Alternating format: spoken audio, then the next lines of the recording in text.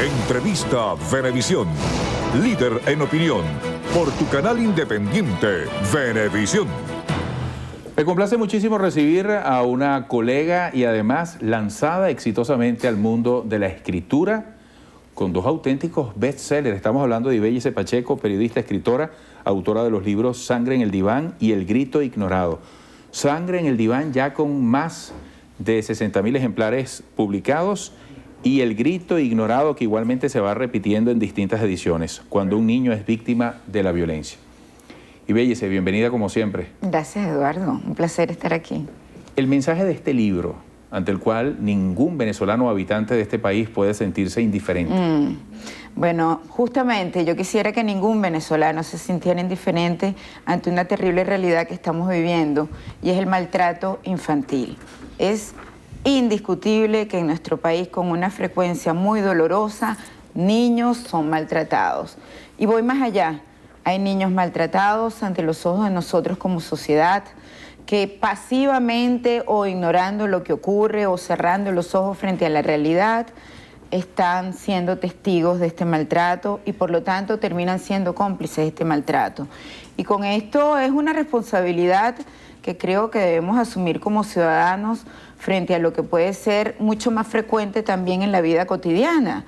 ¿Quién de nosotros no ha visto en alguna oportunidad un niño que es maltratado por sus padres, tal vez en el supermercado, en la farmacia, en la calle, y no nos atrevemos a proceder? Pues hay ignorancia de la ley. Resulta ser que la ley nos obliga a denunciar cuando vemos que un niño está siendo maltratado.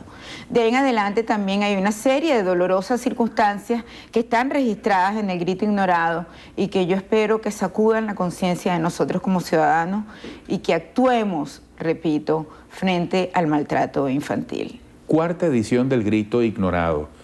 En estricta síntesis, ¿cómo reconstruirías tú ante el televidente lo que tú narras acá? Esta historia que mucha gente recuerda, porque los medios de comunicación la cubrieron ampliamente. Es cierto, es un reportaje de investigación, no en el rigor, digamos, periodístico que cualquiera diría, porque hay un coqueteo ahí con la literatura, pero en cualquier caso la metodología utilizada es de periodismo de investigación. Un terrible crimen, la muerte de un niño de 5 años en Guanare, la capital del estado portuguesa, por cierto, también la capital espiritual de Venezuela, y lo destaco de manera muy especial porque hace poco en Portuguesa, no en Guanare, pero muy cerca de Guanare, ocurrió otro terrible hecho de maltrato infantil hace poco tiempo que tiene que llevarnos, sacudirnos en la reflexión. Pero te decía, un 1 de diciembre de 2011, este niño ingresó a un hospital en Guanare con evidentes signos de haber sido abusado, maltratado continua y constantemente, y un elemento mucho más grave que alertó a las autoridades, y es que la madre de la criatura podría haber estado involucrada en dicho maltrato. Comenzaron rápidamente las investigaciones, pero con una terrible torpeza, y fue que le escondieron a la comunidad o no supieron informar a la comunidad lo que realmente estaba sucediendo allí, y a través de las redes sociales, a través del rumor, de la mensajería de texto, más en un pueblo pequeño, una ciudad pequeña como Guanare, la gente comenzó a transmitirse los datos sobre lo que había ocurrido realmente en el caso de esta criatura y presionó a las autoridades para que les dijeran la verdad. Esta no se produjo de la manera diligente como debió haber sucedido, y la gente explotó socialmente. Explotó de manera selectiva, no fue que robó artículos electrodomésticos o fue a locales comerciales, sí destruyó locales comerciales, pero dije selectivamente porque lo hizo en o con los involucrados, en el caso directa o indirectamente, por lo tanto, en sitios como la residencia de las personas detenidas como sospechosas del abuso y el maltrato, o en locales comerciales de los familiares de los detenidos. Ibellice, este pudiera ser el punto de partida para el enfoque de tantas cosas que pasan permanentemente. ¿Cómo escoges un tema? ¿Cómo decides qué es el que te lleva a escribir un libro? Nada fácil decidir. Yo creo que se activa rápidamente, de manera muy intuitiva, el olfato periodístico, claro está.